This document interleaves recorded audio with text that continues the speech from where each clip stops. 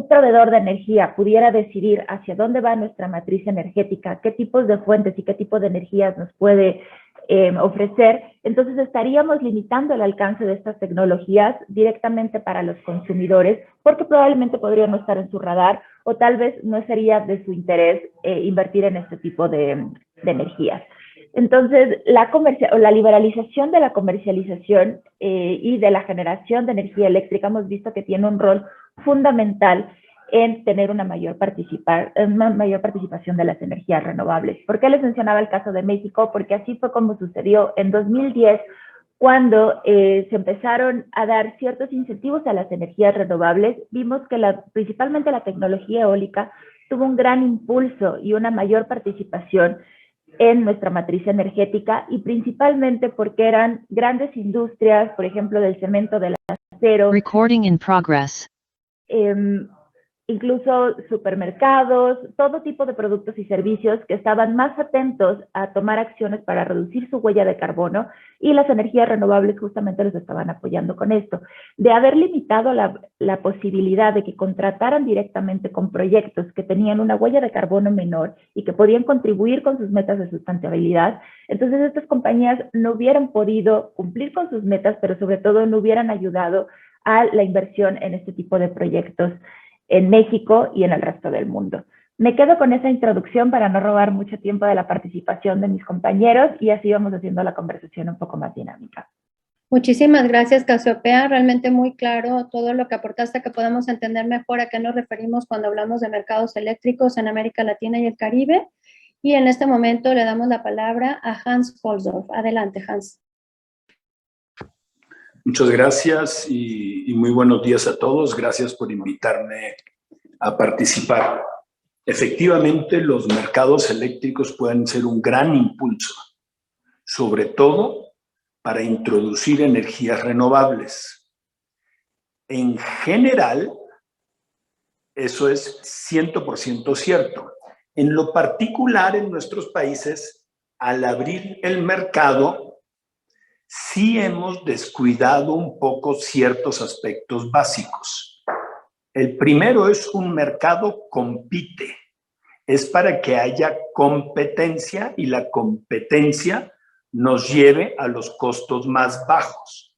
En muchos países en Latinoamérica, a nivel regional, hemos permitido un poder sustancial que convierte el sector eléctrico en un oligopolio. El mercado eléctrico es tan crítico que si hay distorsiones en la competencia, con un 5% de la generación se pueden manipular precios de mercado. No es fácilmente transportable la energía a través de 1000 kilómetros. El concepto de mercado, Brasil lo definió relativamente bien en sus regiones. Yo creo que a Colombia le falta especificar eso. ¿Cómo logramos mantener la competencia? Después hablamos mucho, obviamente, de tarifas y precios.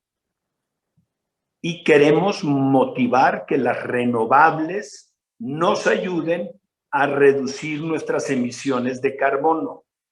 Es importante que no se repitan los errores de las primeras liberalizaciones de mercado, donde no se compara de forma correcta lo que es un precio con lo que es la tarifa del servicio público. La tarifa del servicio público ya incluye toda la flexibilidad, y típicamente la generación renovable tiene que hacer inversiones adicionales para que su variabilidad no afecte los mercados. Tristemente, nuestras reglas en Latinoamérica tienden a permanecer estables, y una vez definidas, es muy difícil implementar las nuevas tecnologías.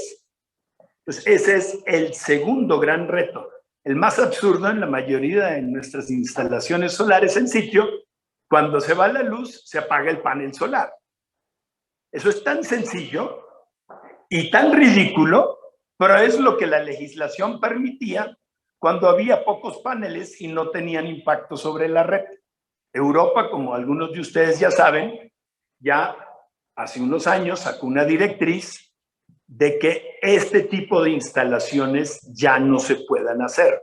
Entonces, si realmente queremos darle un impulso, tenemos que tener en cuenta la totalidad de los impactos y los grandes avances tecnológicos.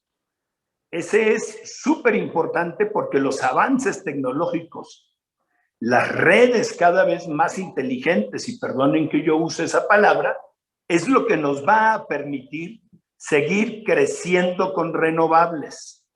Si simplemente aceptamos la legislación actual, nos perdemos ahí un poco. La otra y la última que quiero mencionar en esta primera ronda es, a diferencia de una inversión productiva en una fábrica, en desarrollos inmobiliarios, las centrales de generación solo generan empleo mientras las construyo. Y después el nivel de empleo en la región donde está la central es muy bajo.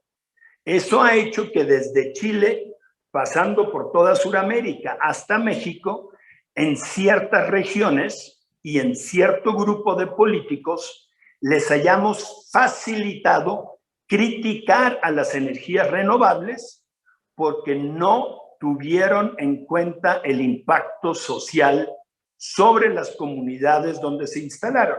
El caso más dramático en México es el Istmo. Juchitán era un pueblo mexicano agradable. No sé quiénes han ido a pasear por esas zonas de México. Era un pueblo agradable. Hoy es un horror de pueblo, lleno de violencia, alcoholismo. ¿Por qué? Porque los proyectos no tuvieron en cuenta la parte social. La Guajira en Colombia, otro ejemplo perfecto. Se hizo grandes inversiones en infraestructura y las comunidades viven en una pobreza y las vías públicas están destrozadas. Entonces, esos aspectos los tenemos que tener en cuenta para asegurarnos de que nuestras inversiones y nuestro impulso que le queremos dar a las energías renovables realmente sea sostenible y podamos seguir avanzando. Muchas gracias. Muchas gracias, Hans, por aportar a la conversación este aspecto de que los mercados eléctricos verdes pueden ser tecnológicamente sustentables, pero socialmente no, y pues necesitamos una integración entre estos aspectos, sobre todo en el territorio de América Latina y el Caribe. Decirles que tenemos más de 100 asistentes a este webinar en este momento. Para quienes se acaben de sumar, estamos hablando sobre mercados eléctricos en América Latina y el Caribe. Va a terminar nuestro webinar a las 12:30 y en un momento más vamos a abrir micrófono a través de las preguntas del chat.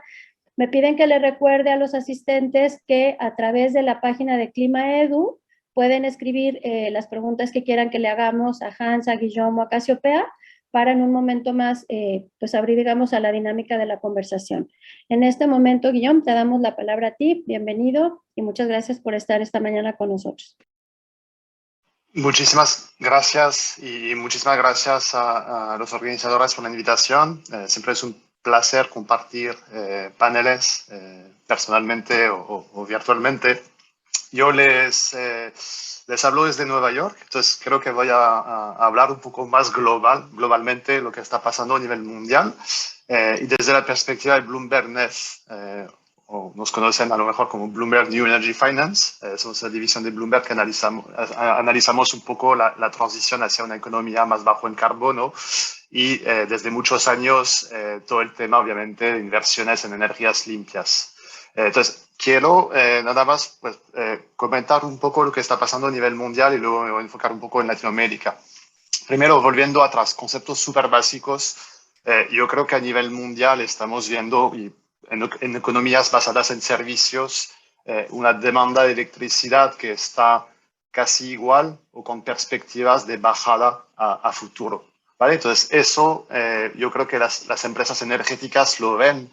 Yo creo que estamos en un periodo donde se está invirtiendo en muchas cosas, ¿no? Podemos hablar luego de vehículos eléctricos, de virtual power plants, hay muchísimos conceptos que podemos detallar. En Latinoamérica la visión es un poco diferente. Es una región en mucho crecimiento. Hay mucha manufactura y en todos los países yo creo que el futuro es con más demanda eléctrica, ¿no? Entonces, como hay más demanda eléctrica, pues obviamente tenemos que crear nuevos proyectos y creo que a nivel global de Latinoamérica pues se hicieron muchísimas subastas en Brasil, que fue uno de los primeros países en crear subastas, licitaciones de energías limpias. En Chile, hemos visto en Argentina también llegar esto con el antiguo gobierno. En México, obviamente no estoy aquí para hablar de México, pero digamos que en el sexenio anterior vimos muchísima inversión porque pues había subastas y licitaciones para proyectos de energías limpias y ahora mismo lo estamos viendo y hay mucho ojo con Colombia, ¿no? Entonces, todo ese movimiento crea inversión en el sector y nosotros miramos proyecto por proyecto todos los proyectos que se van a financiar, tanto de proyectos eólicos, proyectos solares y otras tecnologías. Latinoamérica obviamente tiene de los mejores recursos del mundo. Si vamos al norte de Chile o al sur de Perú, el mejor recurso solar del mundo. Se habló de la Guajira en Colombia o el noreste de Brasil o Oaxaca en México, tienen los mejores recursos eólicos del mundo. También Latinoamérica tiene potencial de energía hidro, por supuesto, y creo que hay proyectos de geotermia en México, en Centroamérica. Entonces, Latinoamérica tiene todo.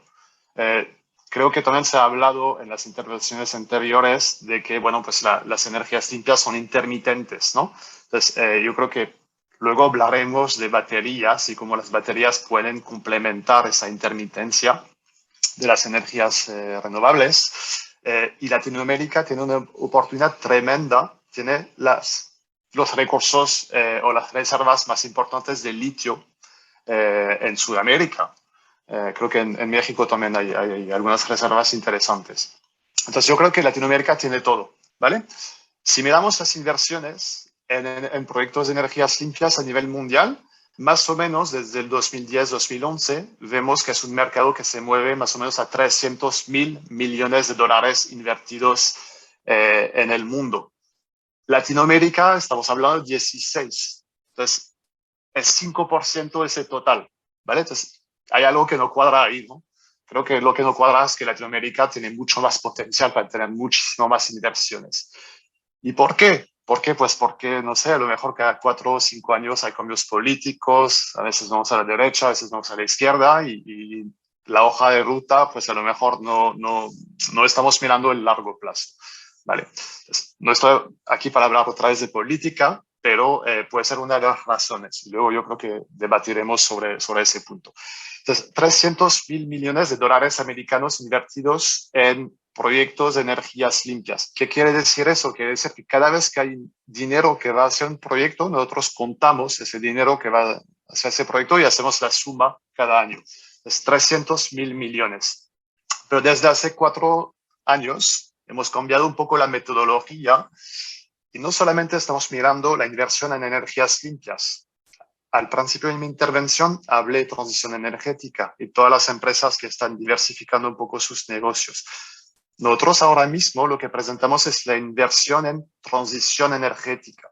Entonces, las renovables es una parte de la ecuación, pero también hay inversión en proyectos de almacenamiento, hay inversión en proyectos de captura del carbono, proyectos de hidrógeno y también toda la transición hacia un transporte eléctrico, que eso sí que es una oportunidad interesante para las empresas energéticas, ¿no? Entonces, ahora miramos todas esas inversiones y llegamos a 500.000 millones, por primera vez en 2020, 500.000 millones de dólares americanos invertidos en transición energética. Creo que es un hito, 500.000 millones. Es una cifra que es relevante, ya no es un mercado pequeño. Yo creo que todos aquí llevamos muchos años en el sector y cuando estábamos aquí hace 15 años, la gente nos miraba como que quiénes son esos frikis, entre comillas, que están ahí viendo paneles solares y turbinas eólicas. Ahora yo creo que todo el mundo quiere estar en ese sector y qué alegría, ¿no? Entonces, 500.000 millones. Los otros puntos que quiero comentar rápidamente es la bajada de precios de las tecnologías. Entonces, es el otro concepto que es súper importante. En 10 años, en la última década, el precio del panel solar ha bajado más de 85%, ¿vale? Y la curva de experiencia de ese módulo, la curva de experiencia es un concepto económico que dice que cuando doblamos la capacidad de producción de un componente, el precio baja X%.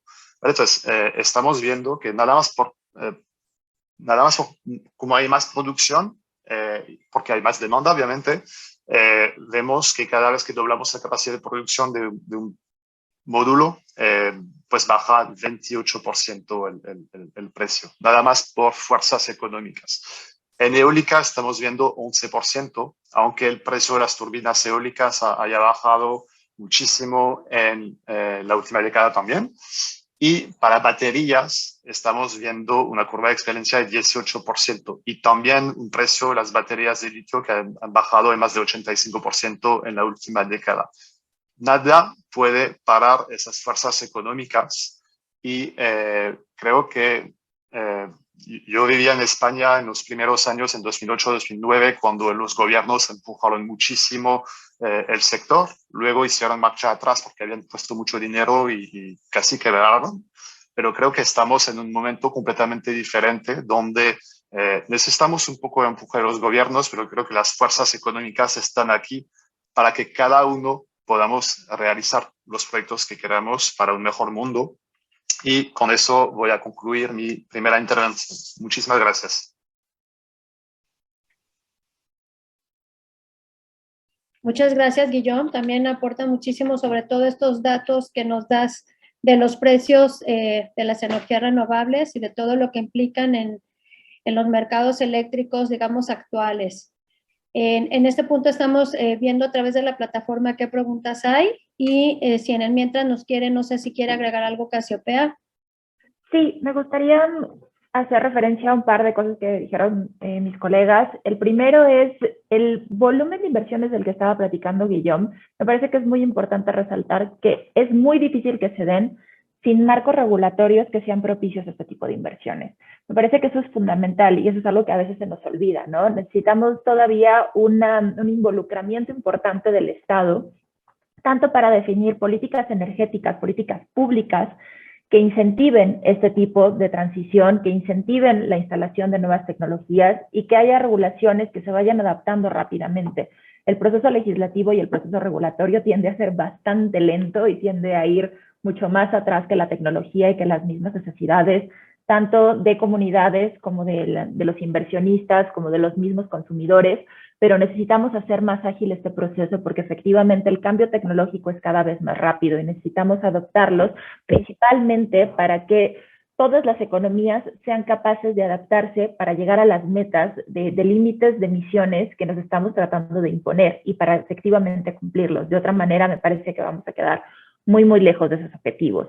El otro tema también es garantizar un Estado de Derecho, ¿no? Porque podemos tener marcos que propicien esas inversiones, etcétera, pero si no se cumplen, no sirve de nada.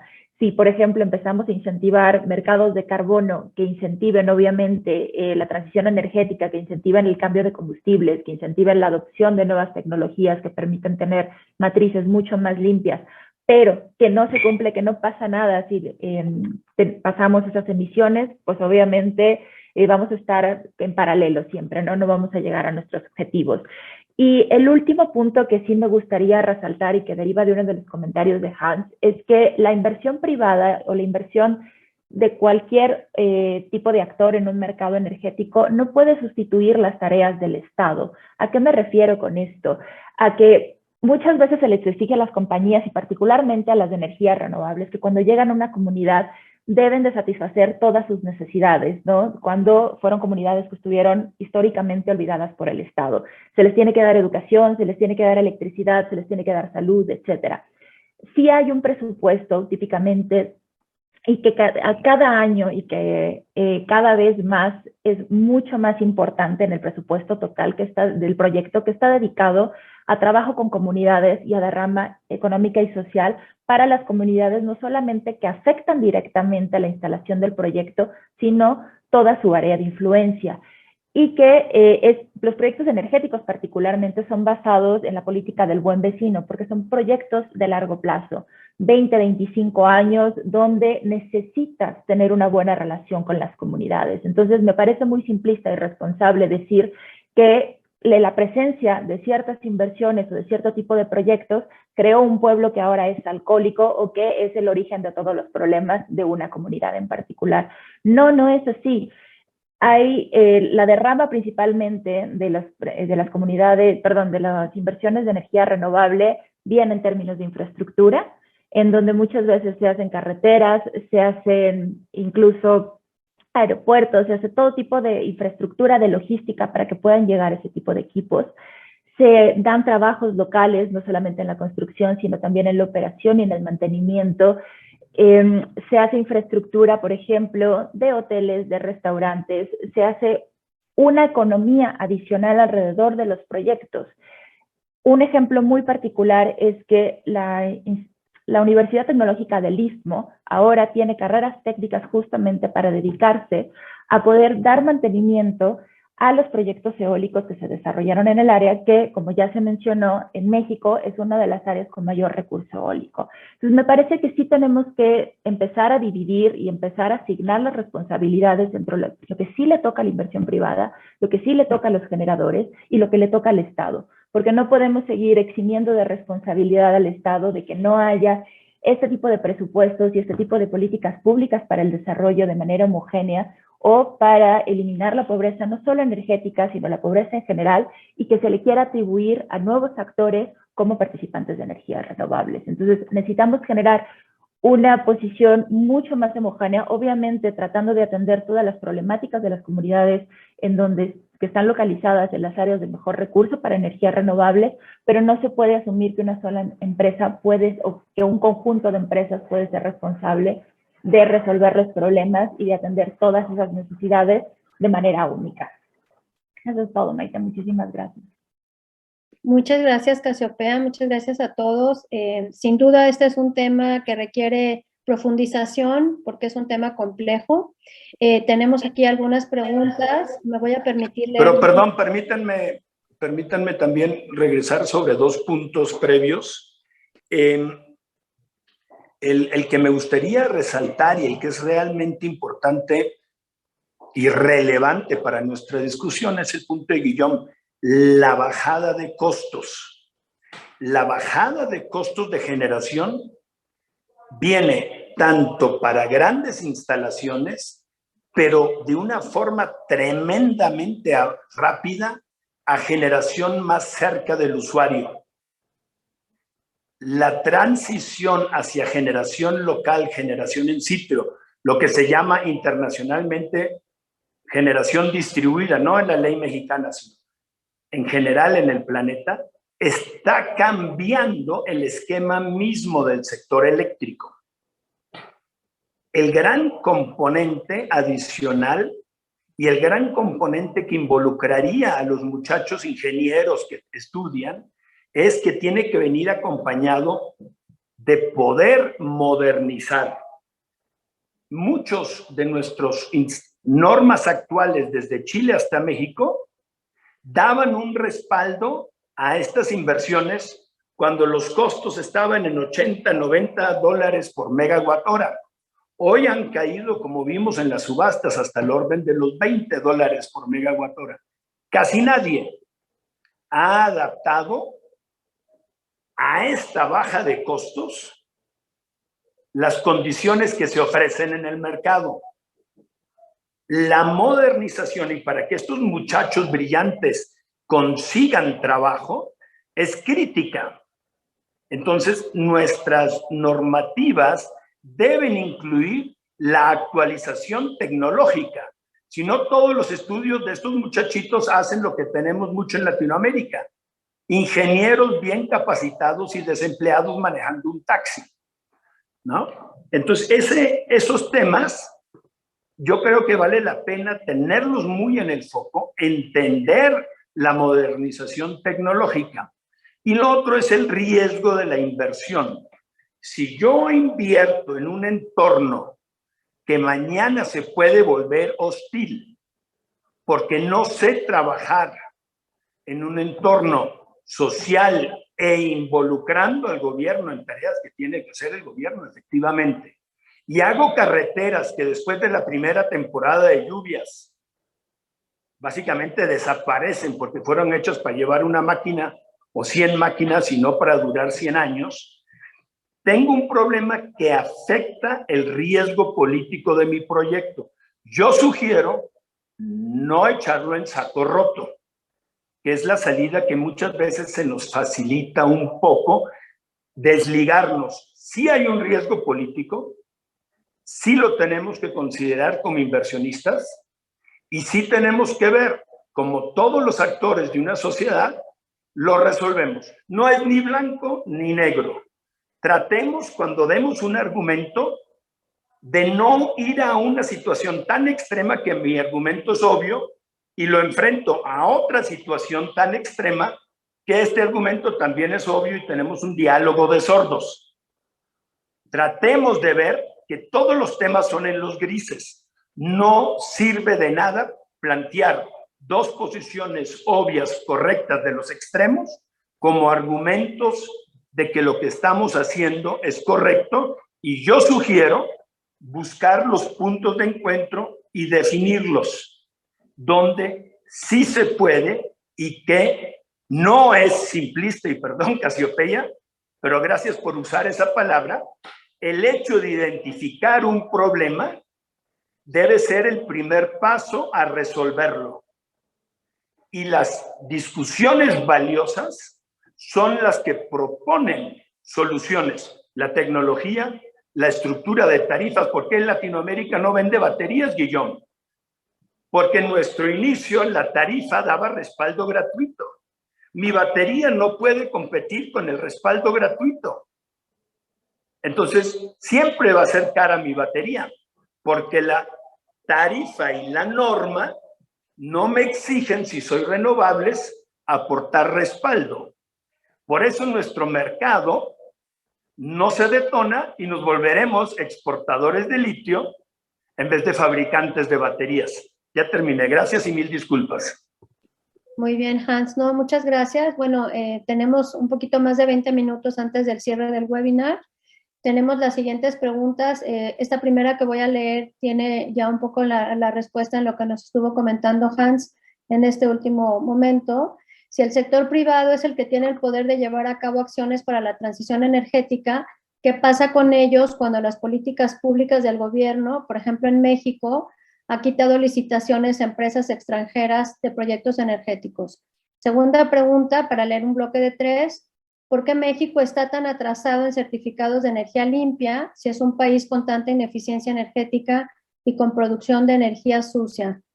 Por último, le preguntan a Hans si cree que la generación distribuida pueda algún día en Latinoamérica ser tan eficiente como para reemplazar la producción de energía centralizada. Entonces, a estas 3 preguntas les daríamos pues otros minutos. No sé quién quiera comenzar a responderlas.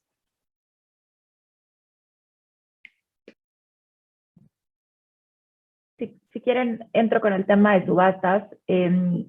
Creo que es muy importante contar con mecanismos de mercado que ayuden a que se instalen el número de proyectos y el número de capacidad suficiente para poder llegar a las metas tan ambiciosas que tenemos de transición energética. Al inicio de la intervención les platicaba que efectivamente los contratos entre privados, el hacer un proyecto, 2 proyectos, 3 proyectos al año de 100, 200, 300 megas, sí ayudan, digamos, pero nunca van a tener el impacto que si hacemos mecanismos de mercado como las subastas que estaban contratando alrededor de 2,000, 3,000 megas al año. Entonces, este tipo de mecanismos van a ser cada vez más relevantes particularmente en matrices como México, que tienen una gran oportunidad de sustituir su parte de combustóleo, su parte de carbón, y que necesitarían mucha nueva inversión y sobre todo contratos de largo plazo que garanticen que estos proyectos tengan el nivel de ingresos necesarios para poder ejecutar las inversiones. Entonces, si eliminamos este tipo de procesos, pues obviamente vamos a ralentizar o incluso casi eliminar la oportunidad que tenemos de diversificar nuestra matriz y de que efectivamente los precios que podamos obtener de este tipo de inversiones sean los menores disponibles en todo el mercado. Entonces es una gran área de oportunidad que tenemos, lo hemos visto replicado en el resto del mundo. Guillermo hace rato estaba platicando de Colombia, que me imagino que está dando sorpresas muy, muy importantes en términos de precios. Brasil también lo hizo en su momento, incluso las subastas de Chile. Entonces, me parece que está más probado que al hacer procesos, mecanismos de mercado que sean abundantes y que tengan las condiciones de apertura a la competencia y sobre todo de garantizar el nivel de ingresos en términos de estabilidad y de contratos de largo plazo para asegurar que esas inversiones se lleven a cabo, que simple y sencillamente terminan beneficiando al consumidor en primera instancia, ¿no? Porque le dan ese acceso a ese tipo de energías que de otra manera probablemente sería muy difícil de llegar a ellos, y sobre todo que tengan un ritmo de largo plazo que permita seguir invirtiendo en este tipo de tecnologías y sustituyendo las matrices energéticas hacia una transición más limpia. Muchas gracias, Casiopea. No sé quién más de Guillaume o Hans quieran continuar con la respuesta a estas 3 preguntas. Hans, adelante. Creo que hay una muy buena pregunta para ti, para el tema de generación distribuida. Listo, gracias. Si comparamos un poco las subastas, hay un tema crucial que tenemos que entender. ¿Quién es el comprador? Yo estoy a favor de mercados privados. Si el mercado en su totalidad es el que compra y el riesgo al que le entra el inversionista es el mercado, me encantan esas subastas. Si todos los costos asociados a la subasta las debe absorber el mercado y se encuentra el mecanismo para transferir esos costos, ya sea a usuarios o a generadores, me encanta la subasta. Si la subasta es que una entidad del gobierno garantice como deuda de la nación la inversión, sí es una subasta, sí hay precios bajos de compra, pero no es mercado. No es mercado. Mercado es todo aquello donde entre privados nos ponemos de acuerdo. Sí, claro, los gobiernos cuando compran algo deben hacer una licitación. Antes lo hacían con centrales eléctricas, ahora lo hacen con energía. Prefiero que lo hagan con energía. Pero ¿qué pasa si el gran comprador es el gobierno y no el mercado? Que hay un distanciamiento entre los generadores y lo que los usuarios del mercado buscan. Siempre es un peligro cuando hablo de mercado, pero lo que en el fondo estoy diciendo que quiero que el gobierno garantice mi deuda.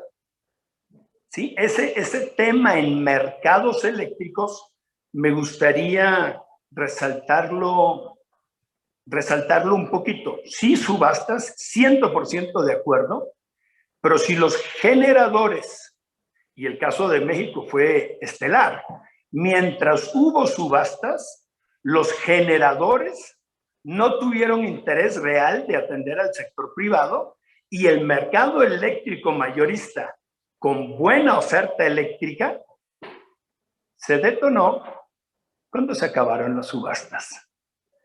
Hubo buena oferta de energía y la disponibilidad y la disposición del generador de tomar en cuenta al consumidor, al industrial.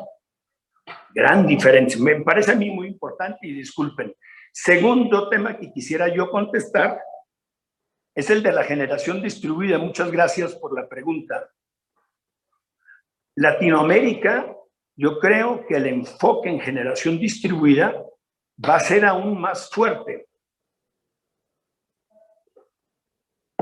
por varias razones. Casiopeia decía una muy buena, porque el gobierno no tiene el dinero para compensar en sistemas de distribución y transmisión, que en muchos casos sigue dependiendo de entidades donde los gobiernos tienen una participación accionaria importante. Entonces, al ver que no estamos realmente logrando grandes avances en nueva infraestructura de transmisión y distribución, ¿qué tenemos? Mala calidad de energía. La generación en sitio corrige dos problemas fundamentales que tenemos en Latinoamérica. La disponibilidad de energía, los apagones, ¿no? Hay apagones en todas partes, todos los países tienen sus apagones. Ahorita en México tenemos varios más de lo que quisiéramos. Y la segunda es la calidad de la energía que recibo. Variación de frecuencia, variación de voltaje, entre otras. La generación en sitio me permite, o la generación que se acerca al consumidor, me permite volver un poco más sencilla la solución. Sobre todo porque, como bien decía Guillaume, el costo de la generación en sitio y el costo de las baterías y demás inversiones, porque son varias inversiones más que ayudan a estabilizar, está bajando tan fuerte que esa combinación, falta de capacidad de inversión del gobierno y baja de los costos de la generación y de las tecnologías complementarias, nos van a favorecer la generación distribuida. Y hay otro tema que se nos está volviendo complicado en todo el mundo, ahí Latinoamérica no es diferente. Casi todos aceptamos que necesitamos líneas de transmisión. Casi todos protestaríamos si esa línea de transmisión pasa por mi rancho, por mi finca o por mi casa. Nos gustaría que se fuera al municipio vecino esa línea de transmisión. Conseguir derechos de vías en nuestras comunidades es cada vez más complejo. Y los gobiernos ya no están dispuestos a implementar esto a rajatabla. Entonces, sí, la respuesta a la pregunta es sí. Yo creo que el entorno débil de los grandes proyectos de generación y de transmisión que dificultan estas inversiones en Latinoamérica por muchos temas, incluyendo los riesgos sociales y políticos, va a favorecer la generación en sitio. Y la gran disponibilidad de gas natural en varios de nuestros países va a fomentar la cogeneración, que es una forma finalmente la más limpia de todas, las térmicas, para generar energía limpia. Y si ven, por ejemplo, los invernaderos en México, hasta el CO2 de la emisión de la quema de gas lo capturan porque el invernadero necesita CO2 para que las matitas crezcan. O sea, ni siquiera tengo emisiones de CO2 y sí es térmica. Sí vale la pena entender estos fenómenos tecnológicos que se están dando y generar, por ejemplo, en el sector agrícola, no solo un trabajito de mantenimiento, sino generar empleo real, por ejemplo, en el sector agroindustrial, alimentos y bebidas, que es un sector industrial en muchos de nuestros países latinoamericanos el más importante de nuestra economía. Muchas gracias. Muchísimas gracias, Hans. Pues no sé, queremos saber si tú, Guillaume, quisieras también responder algunas de las preguntas. Yo quiero agregar algo, o sea, creo que hay dos cosas que no he mencionado en mi primera intervención que pueden ser útil. Es el costo nivelado de la electricidad, ¿no? Entonces, a veces es difícil comparar precios, ¿no? Entonces, comparamos el costo nivelado, que son modelos de Project Finance donde se pone el CAPEX, el OPEX, el financiamiento del proyecto, etcétera, etcétera. En México, nosotros siempre ponemos un mapa súper bonito con cuál es la fuente de electricidad más barata para generar, bueno, más barata para generar la tecnología más barata para generar electricidad a nivel mundial. Y ese mapa, que es un mapa de todos los países a nivel mundial, antes había mucho color negro y color gris. Color negro que es carbón, color gris que es gas. Y México hace poco, bueno, tenía el color gris y obviamente pues ahora el azul que usamos para la energía eólica. Pero eso es comparando el costo nivelado entre solar y eólica para construir nuevos proyectos comparado con nuevos proyectos fósiles, ¿no? De carbón y gas, ¿vale? Pero la clave es cuando lleguemos a la paridad de, oye, pues si construimos nuevos proyectos solares y eólicos y comparamos el costo nivelado con nada más proyectos ya existentes de fósiles, y básicamente lo que tienen que pagar ellos es el precio del combustible. Ya está el proyecto, ya está la infraestructura. Hay un poco de mantenimiento, sí, pero ya está la infraestructura. Entonces, nosotros miramos eso a largo plazo y pues no estamos lejos de eso. O sea, de que la renovable frente a proyectos existentes sea competitiva también. Y eso es un game changer, como dicen los que hablan inglés, ¿no? Y nada, y si luego comparamos el costo nivelado de la renovable más baterías frente a fósiles, también estamos muy cerca de eso. Cuando hablo de muy cerca es 3, 4, 5 años o un poco más, dependiendo de los países, pero eso es mañana. Y mañana tenemos que, o sea, hay que planear todo esto ya mismo. O sea, entonces, eso es una cosa. La otra cosa, creo que en las preguntas pues, se refería mucho a México. Y yo siempre le tengo mucho cariño a México. Yo creo que México tiene una oportunidad tremenda. Es el vecino de Estados Unidos. O sea, pase lo que pase, Estados Unidos tiene un plan súper ambicioso de descarbonizar su economía hasta 2050 o antes. Va a necesitar muchísimas baterías, ¿vale? Y también todo el tema de la economía circular, el reciclaje de baterías. Entonces, no sé, o sea, yo veo a México usando baterías recicladas de vehículos eléctricos de Estados Unidos. Hay empresas muy buenas, conozco una empresa muy buena española que ya trabaja en eso, bueno, pues usan las baterías de vehículos eléctricos usadas, pero las baterías de vehículos eléctricos que ya no sirven, no es que se van a tirar a la basura, se pueden usar en proyectos de generación distribuida. Y ahí volvemos al tema, la generación distribuida. Entonces, obviamente es un costo más barato, se pueden usar. México puede ser un productor de batería, y si no es para México, pues es para Estados Unidos, estamos al lado. Y creo que hay muchísimos problemas ahora mismo con precios de componentes en China, el precio del transporte, muchísimas cosas que están pasando. Yo creo que hay una oportunidad tremenda aquí. Sé que no eran las preguntas directas, pero lo quería mencionar. Gracias. Muchas gracias, Guillón, porque bueno, tú nos vuelves a contextualizar como en la situación global y también en estos otros puntos específicos que agregan mucho valor a la discusión, a la conversación. Pues nos quedan solamente 6 minutos del webinar. Recordarles que todo lo que hagamos durante esta semana en la plataforma ClimaEdu va a quedar, digamos, para la posteridad, para que podamos revisitar la información y las presentaciones. Y no tenemos por el momento alguna otra pregunta, entonces nos quedarían 2 minutos por cada uno de ustedes para dar el cierre del webinar. No sé quién quiera comenzar. Para las conclusiones, en el contexto de los mercados eléctricos en América Latina y el Caribe, en su opinión, quizá lo que podríamos agregar en estos 2 minutos es qué es lo que sería relevante hacer o crítico hacer para poder avanzar hacia la energía sostenible. Pues mantengamos el orden, Casiopeia. Arrancan, damas primero.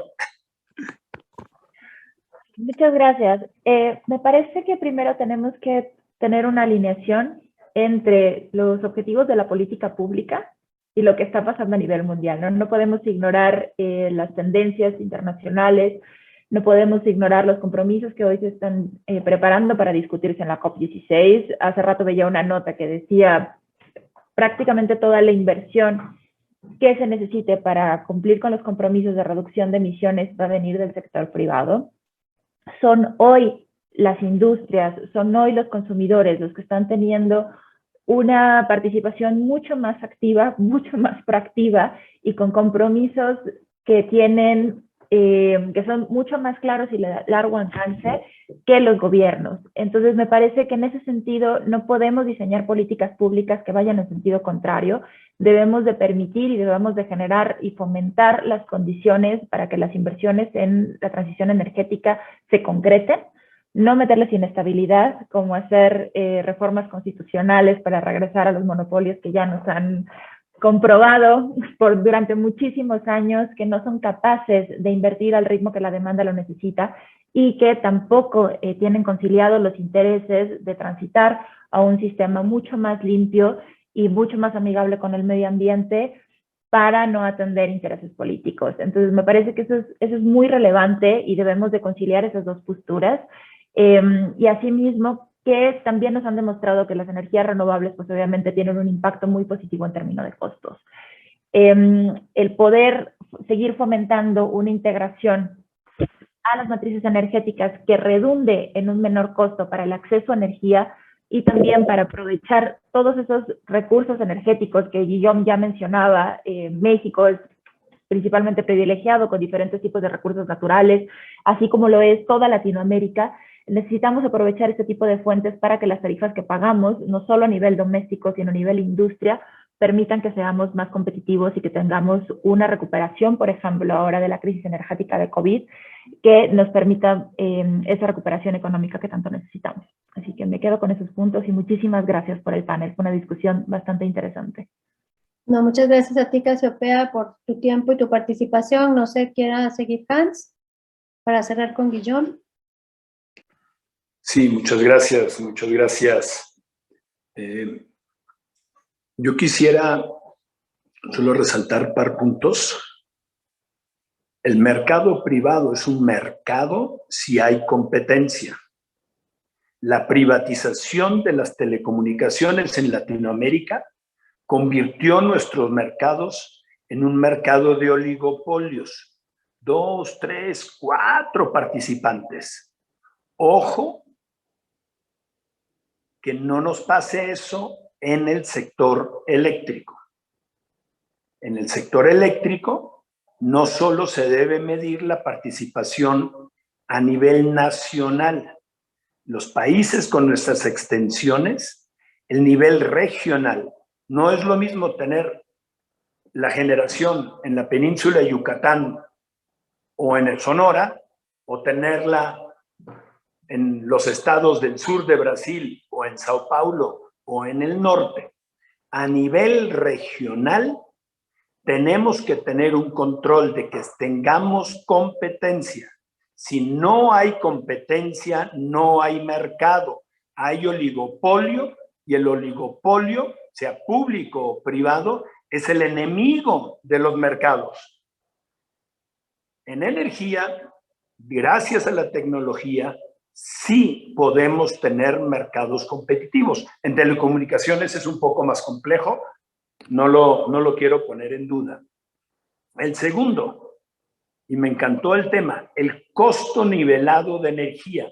Hoy el costo nivelado de la renovable es todavía un poco mayor que el de la tradicional, sobre todo en gas natural, que en muchos de nuestros países estamos teniendo más. Por eso necesitamos unos esquemas de apoyo a la generación renovable que nos lleven más rápido y nos permitan hacer inversiones que, una vez llegado el costo nivelado de energía, probablemente esos subsidios o esos apoyos, esas reglas ya no hagan falta.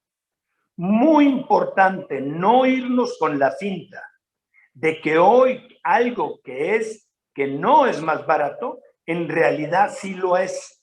Son argumentos que muchas veces se usan en medios, que diferentes actores usan según sus intereses personales, y los perdemos de foco. Muchísimas gracias, Guillaume, por resaltar ese punto.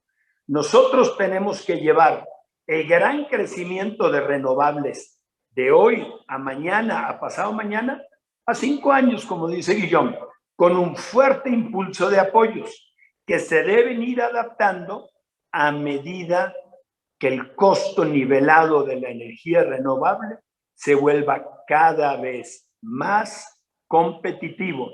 No repitamos los errores del pasado, en el caso mexicano, donde unas reglas de los años 90 del siglo pasado se siguieron aplicando hasta el año 2014. Y después decimos que es certeza jurídica no modernizarnos.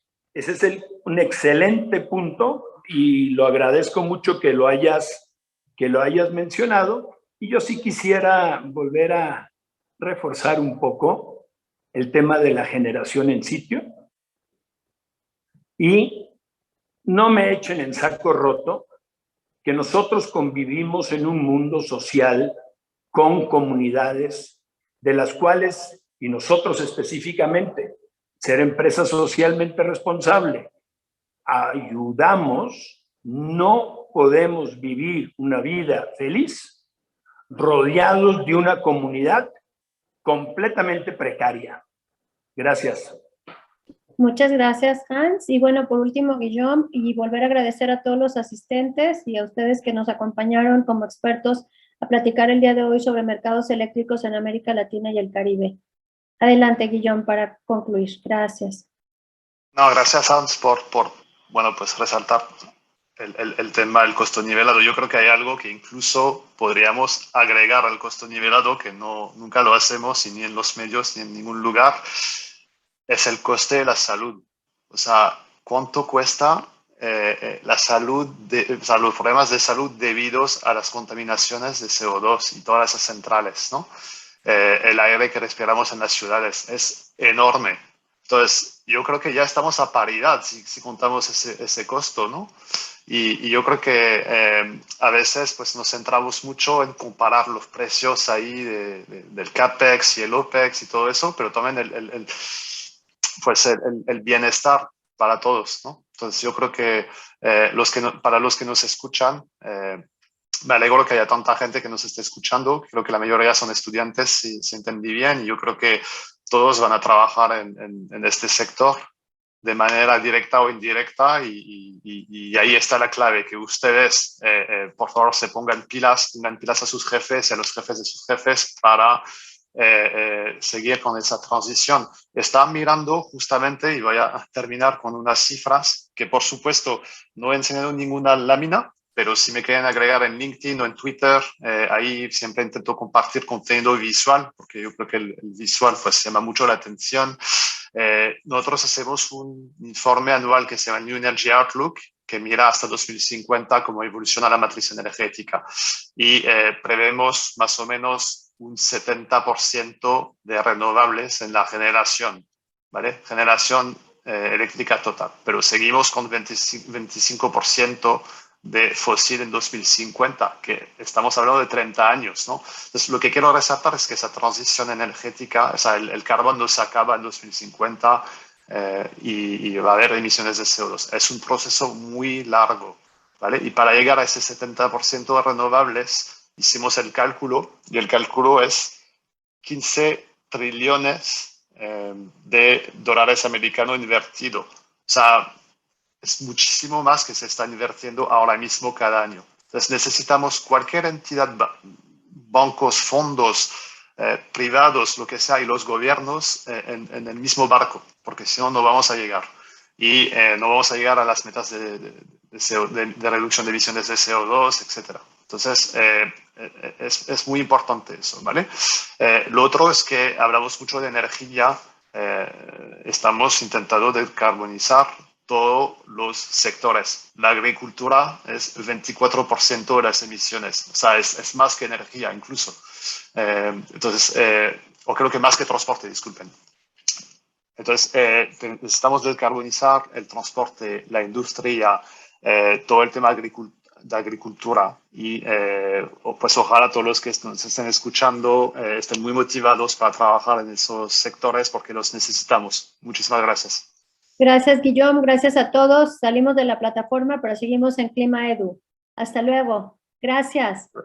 Gracias a todos. Chao. Gracias, hasta luego.